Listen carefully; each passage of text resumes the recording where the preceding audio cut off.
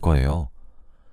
저처럼 힘든 사람도 이렇게 잘 살고 있으니 제 이야기를 듣고 힘내셨으면 좋겠어요. 저는 남편과 어린 나이에 만났습니다. 대학교를 졸업하고 취업 준비를 하고 있을 때 만났어요. 제가 중학교, 고등학교를 전부 여중여고를 나왔고 대학교도 여학생들이 많은 과를 가서 남자를 만날 기회가 없었습니다. 그리고 제 주위에 남자인 친구들도 단 한 명도 없고요. 그런데 졸업을 하자마자 저에게 남자친구가 생겼습니다. 저보다 나이가 많은 오빠였는데 제가 취업 준비를 하고 있을 때 정말 많은 도움이 되었어요. 제가 힘들 때 옆에서 위로도 해주고 좋은 말도 많이 해주어서 힘이 되었죠. 그런데 남자친구의 딱 한 가지가 마음에 들지 않았어요. 바로 남자친구의 집착입니다. 항상 어디서 뭐라든지 사진을 찍어서 보내야 했고 전화를 받지 않으면 의심부터 했어요. 그런데 저는 그때 연애가 처음이었기 때문에 다른 사람들도 연애를 이렇게 불편하게 하는가 싶었어요. 남들도 다 저처럼 연애하는 줄 알았습니다. 그리고 저에 대해 모든 걸 알고 싶어 하는 남자친구를 보면서 저를 정말 사랑한다고 느꼈어요. 그래서 제가 더 잘하고 의심하지 않게 남자친구한테 믿음직스러운 모습을 많이 보여주려고 했죠. 그리고 남자친구도 워낙 팔불출이어서 주위 친구들한테 제 이야기를 많이 하고 다녔어요. 주위 사람들이 그만하라고 말릴 정도로 말이죠. 남자친구가 제가 이성들과 같이 있는 걸 좋아하지 않는데 제가 주위에 친구가 다 여자들 뿐이니 너무 만족해 하더라고요. 그래서 저도 남자친구와 제가 천생연분인 줄 알았습니다. 그러다 보니 남자친구의 그런 집착에도 오랜 연애를 할 수 있었죠. 제가 취업에 성공을 하고 저와 남자친구는 결혼을 했어요. 주위에서 너무 섣부른 판단 같다며 말리긴 했지만 이미 저희는 서로에게 미쳐 있었기 때문에 사람들의 의견은 듣지 않았어요. 부모님들까지 말릴 정도였지만 고집대로 해버렸죠. 결혼을 하고 나서 신혼생활 때는 이렇게 행복해도 되나? 싶을 정도로 좋았어요. 저를 무지막지하게 아껴주는 남편과 안정적인 가정이 생기니 정말 행복했죠. 그런데 그때까지 저는 몰랐습니다. 그것이 바로 지옥의 시작이었다는 것을요. 저는 남편과 결혼을 하고 회사에도 당연히 열심히 출근을 했습니다. 직장 생활을 하다 보면 점심시간에 부서 사람들이랑 같이 밥도 먹고 업무 이야기로 연락도 하고 그러잖아요. 저도 당연히 그건 어쩔 수 없는 공적인 일이니까 남편이 이해해줄 줄 알았습니다. 그런데 남편은 그것조차도 이해를 하지 못했어요. 업무 시간에도 전화와 문자가 계속 왔고 제가 바빠서 연락을 받지 않으면 화를 냈습니다. 그리고 제가 한두 번 받게 되면 상사들의 눈치가 이만저만이 아니었죠. 이뿐만이 아니었습니다. 매일 밤마다 퇴근하고 집에 들어가자마자 남편이 저에게 하는 말은 휴대폰 내놔 라는 말이었어요. 제 휴대폰을 1시간이 넘도록 뒤져서 이 사람이 누구고 무슨 이야기를 나눴는지 다 확인했죠. 제가 그 사람에 대해 말을 해도 남편은 믿지 않는 눈치였고 늘 의심했습니다. 아무리 설명을 해도 남편은 믿을 수 없는 듯한 눈빛으로 저를 쳐다보다가 어느 순간부터는 그 사람한테 남편이 연락을 했어요.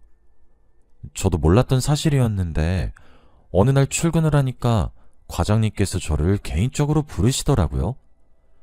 한 번도 과장님과 단둘이서 뵌 적이 없어서 굉장히 기가 죽어 있었는데 갑자기 저에게 충격적인 말씀을 하셨습니다. 바로 제 남편이 어젯밤에 연락이 왔다고 말이죠. 과장님과 제가 공적으로 일 이야기를 한 것을 가지고 남편이 저에게 누구냐고 물어본 적이 있어요. 당연히 과장님이라고 설명을 했고 처음부터 끝까지 다 이야기해줬지만 믿지 않았습니다. 그런데 결국 제가 자는 시간에 남편이 저 몰래 과장님에게 연락을 했더라고요. 저 수진이 남편 되는 사람인데 혹시 과장님 맞으시죠? 라고 말이죠. 그래서 그날 과장님한테 정말 많이 혼났습니다. 이런 일이 한두 번이 아니에요. 항상 저와 잠깐이라도 대화를 했던 사람한테 남편이 스스로 연락을 해서 그 사람의 신분을 재확인했습니다. 이러다 보니 제가 난처했던 일들이 정말 많았죠. 하지만 더 심각한 상황은 따로 있었어요. 남편은 출근 시간 외에 저 혼자 밖에 나가는 걸 허락하지 않았습니다. 친구들도 만날 수 없었고 쓰레기를 버리러 나가는 것조차도 혼자 나가게 하지 않았어요. 이런 일 때문에 친구들과도 자주 못 만나게 되었고 점점 멀어졌습니다. 주말이 되면 너무 심심하고 외로웠어요. 남편은 컴퓨터 게임을 하거나 운동을 하러 나갔지만 저는 그런 거에 취미가 없었습니다. 그래서 남편한테 애완동물을 키우자고 했어요. 그럼 집안에 생기도 살고 남편과 제가 다시 사이가 좋아질 줄 알았습니다.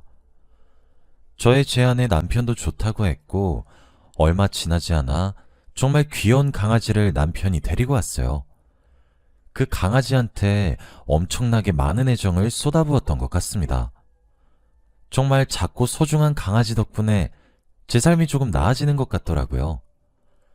하루 종일 집에 있어도 강아지와 노는 것 때문에 전혀 심심하지 않았습니다.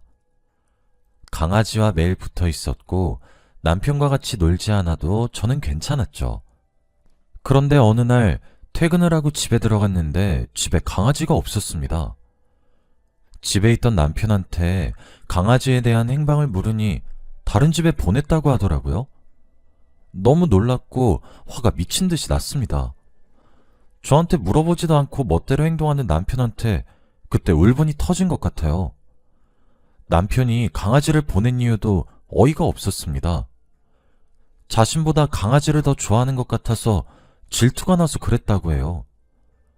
그 말을 듣는 순간 화가 머리끝까지 차는 느낌이 들었고 남편은 눈치 없이 휴대폰을 달라고 했죠. 저는 남편한테 줄 제 휴대폰을 바닥에 던져버리고 말았습니다. 더 이상 저도 참을 수 없었어요. 남편 때문에 일상생활이 불가능해질 정도로 구속이 심해지고 있었고 회사에서는 저와 대화를 조금이라도 하면 제 남편한테 연락이 가니까 다들 저와 대화를 하지 않으려고 했거든요. 남편은 저의 폭력적인 모습을 처음 보고 굉장히 놀라했죠. 남편이 놀라는 모습을 보고 효과가 있나 싶었는데 전혀 아니었습니다. 오히려 남편이 더 화를 냈어요. 제가 던져서 부서진 휴대폰을 주워들더니 더 세게 집어던졌습니다. 그것도 땅바닥이 아니라 벽으로 말이에요.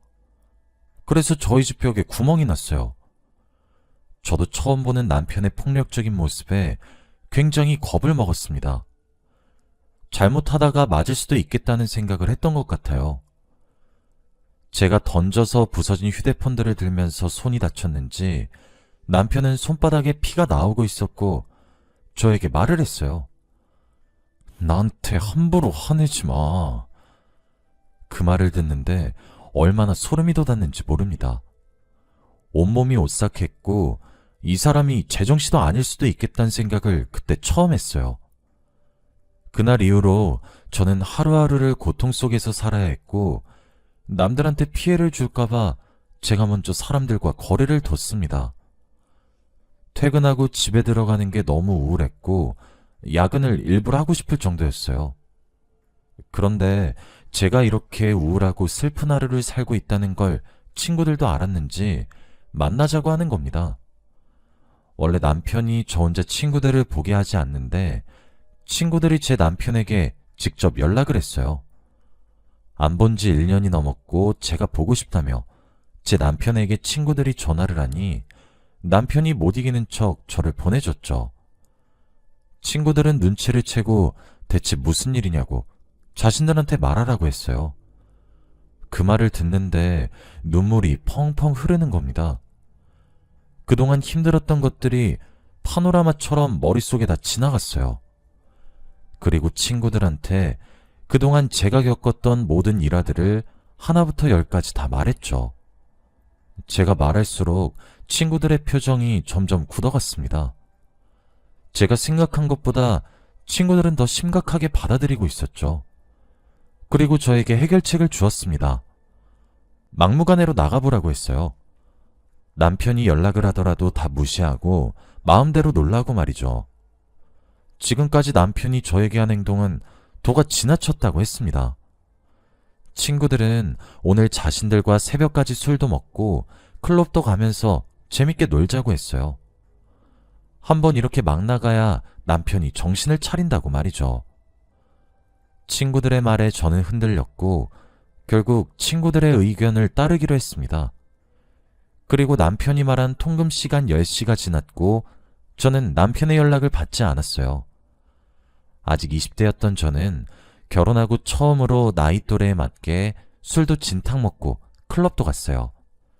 사고는 치지 않았고 정말 오랜만에 친구들과 재밌게 놀아서 스트레스도 풀렸습니다. 휴대폰은 쳐다보지도 않았어요. 그리고 다음날 해가 뜰 때까지 놀았습니다. 친구들과 같이 국밥집에 가서 해장을 하고 해산하려고 했어요. 밥을 먹고 있는데 친구들이 형부 연락 안 왔어? 라고 하더라고요.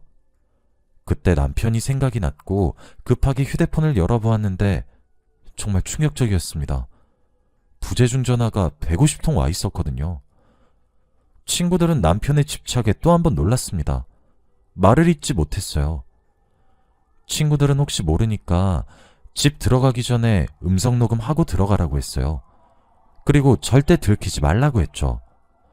무슨 일 있으면 바로 연락하라며 저에게 당부했습니다.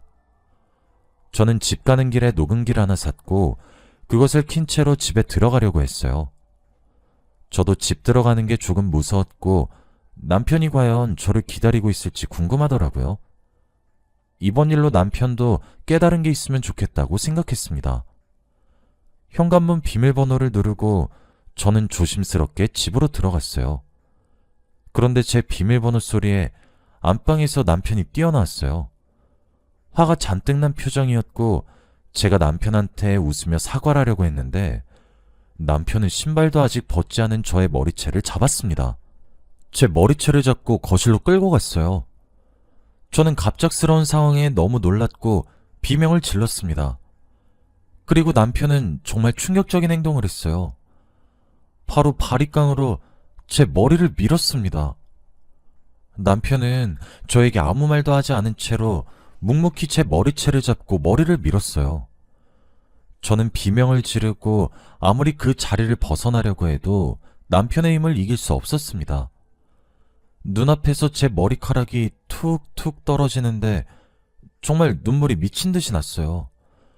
처음에는 비명도 지르고 화도 내고 욕도 하면서 벗어나려고 했지만 나중엔 온몸에 힘이 빠지고 그냥 좌절감에 울기만 했던 것 같아요. 펑펑 울면서 제 머리가 떨어지는 걸 눈앞에서 보고 난 후 얼마 지나지 않아 바리깡 소리가 멈췄습니다. 제 머리카락이 다 사라진 느낌이 엄청나게 났죠. 저는 이 사람과 더 이상 살 수 없겠다는 생각이 들었습니다. 제가 알던 사람이 아니었어요. 그 순간 남편이란 존재가 악마처럼 보였고 너무 무서웠습니다. 그저 그 사람과 함께 있는 공간을 도망치고 싶었어요. 그런데 남편은 제 어깨를 힘껏 꽉 잡고 말을 했습니다. 어깨가 빠질 정도로 너무 아팠는데 남편은 저에게 소름 돋는 말을 했어요. 너 도망치면 내가 끝까지 찾아낼 거야. 다른 남자랑 있는 거 보면 그놈도 죽고 너도 죽는 거야. 그 말을 듣는데 정말 뒤통수를 한 대 맞은 기분이었어요. 공포영화의 한 장면 같았고 이런 사람을 한때 사랑했던 제 자신이 너무 미웠습니다. 남편은 이미 회사에 제가 당분간 출근을 못한다고 말을 했다고 했고 남편은 집에 저를 두고 출근을 했습니다. 물론 제 휴대폰을 가지고 갔고 방도 잠궈버렸어요. 정말 소름 돋고 무서웠습니다. 어떻게 하면 이 고통 속에서 벗어날 수 있나 싶었죠. 방에서 나가고 싶었고 너무 힘들었습니다. 그런데 그날 오후 누군가 저희 집으로 왔어요. 제가 방에 갇혀 있고 현관문을 열 수 없는 상황이었는데 제가 미친 듯이 소리쳤어요. 살려달라고 말이죠. 사람이 갇혔다고 제발 살려달라고 구해달라고 했습니다. 저의 목소리를 들은 건지 얼마 지나지 않아 현관문을 부수는 소리가 들리더라고요. 그리고 제 방문을 열어주었는데 바로 저의 친구였습니다. 경찰까지 왔어요. 빡빡 밀어진 제 머리를 보고 친구가 기겁을 했습니다. 그리고 저는 제가 꼭꼭 숨겨둔 녹음기를 가지고 집에서 나왔죠. 가는 내내 손이 덜덜 떨리고 이게 꿈인지 생신지 잘 모르겠더라고요. 친구도 저의 상태를 보고 할 말을 잃었고 경찰차 안에는 정적이 흘렀습니다. 그리고 저의 녹음본을 듣고 다들 그동안 어떻게 버텼냐고 말을 해주었죠. 드디어 해방된 건가 싶어 눈물밖에 나오지 않았습니다. 남편을 마주하기도 싫었고 끔찍한 지옥으로 되돌아가고 싶지도 않았어요. 그리고 친구의 남편이 이혼 전문 변호사인데 자신의 남편을 소개시켜줬습니다. 당장 이혼 준비라고 고소하라고 말이죠. 친구한테 너무 고마웠고 저는 바로 이혼 준비를 했습니다. 그 과정에서 가족들에게도 다 밝혔어요. 한 번도 이 이야기를 한 적이 없는데 제가 그동안 남편한테 어떻게 구속을 받아왔고 어떤 고생을 했는지 다 알게 되시니 어머니와 아버지가 펑펑 우셨습니다. 부모님이 오열하시는 걸 보는데 그 어느 것보다 마음이 아프더라고요. 그리고 제 머리카락이 없는 걸 보고 더 슬퍼하셨습니다. 저는 경찰들과 부모님의 도움으로 그 사람을 마주하지 않은 채 고소를 진행했고 다행히 승소를 했습니다. 합의는 전혀 할 생각이 없었고 무조건 처벌을 받길 원했어요. 전 남편은 저에게 찾아와서 사과를 하고 싶다고 100번 1000번 말했지만 저는 한 번도 봐주지 않았습니다. 그런데 더 충격적인 사실을 이혼소송 과정에서 알게 되었어요. 재판을 준비하면서 전 남편이 정신과 상담을 받았는데 사이코패스 성향이 있다고 합니다. 그래서 사람한테 공감도 잘 못하고 자신밖에 모른다고 해요. 연애 때 슬픈 영화나 감동적인 영화를 봐도 눈물 하나 안 흘리는 걸 보고 그저 감정이 메마른 사람인 줄 알았는데 사이코패스 성향 때문에 그런 줄은 상상도 못했습니다. 그 검사 결과를 보고 더 충격에 빠졌던 것 같아요. 제가 그동안 사이코패스를 사랑하고 같이 살았던 거잖아요. 그 충격이 얼마나 컸는지 모릅니다. 저는 전 남편과 헤어지고 이제 제 인생에 사랑은 없는 줄 알았어요. 그런데 정말 운명이란 것은 있는 건지 저에게도 다시 새로운 사랑이 찾아오더라고요. 바로 지금의 남편인 사람입니다. 남편은 전 남편 소송 문제로 경찰서를 자주 가면서 알게 된 경찰관이에요. 제 담당 경찰은 아니었는데 늘 자신 담당처럼 많이 챙겨주시고 이야기도 많이 들어주셨죠. 그리고 제 말에 공감도 잘해주시고 늘 집까지 데려다 주셔서 주위 사람들도 이미 이 경찰관이 저를 좋아한다는 걸 눈치챌 정도였습니다. 그리고 남편과의 기나긴 소송이 끝날 때까지 제 옆을 지켜주셨죠. 그렇다 보니 저희는 자연스럽게 연애를 하게 되었고 결혼까지 골인했습니다. 지금의 남편과 살다 보니 정말 건강한 결혼 생활이란 것이 어떤 건지 알 것 같아요. 서로에게 좋은 영향만 끼치다 보니 하루하루 살아갈 낙이 생깁니다. 이 사람과 만나기 위해 이렇게 먼 여정을 떠났던 건가 싶을 정도로 말이죠. 그리고 저는 이 남자와 결혼하면서 임신까지 했습니다. 전 남편과 만났을 때는 스트레스 때문에 아이를 가지지 못해서 포기했었는데 지금의 남편과는 엄청나게 빠르게 임신에 성공했어요. 그리고 저는 지금 만삭입니다. 정말 신기하고 놀라운 일이죠. 그리고 얼마 전 충격적인 소식을 알게 되었어요. 저의 전 남편이 얼마 전 수감되었다고 합니다. 저와 그 일이 있고 나서 감옥에 간 뒤 출소를 하자마자 또 사고를 쳤다고 해요. 다른 여자한테 집착을 하다가 결국 사람을 다치게 했다고 합니다. 그 피해자는 지금 의식불명이라고 해요. 그 이야기를 듣는데 그 사람은 평생 못 고치겠다는 생각이 들었습니다. 그 사람이 감옥에 들어가서 안 나왔으면 좋겠다는 바람도 있어요. 가끔씩은 그 사람이 저에게 찾아와서 해코지라도 할까봐 너무 무서운데 제 남편이 저를 잘 지켜주고 있으니 안심하면서 살고 있습니다.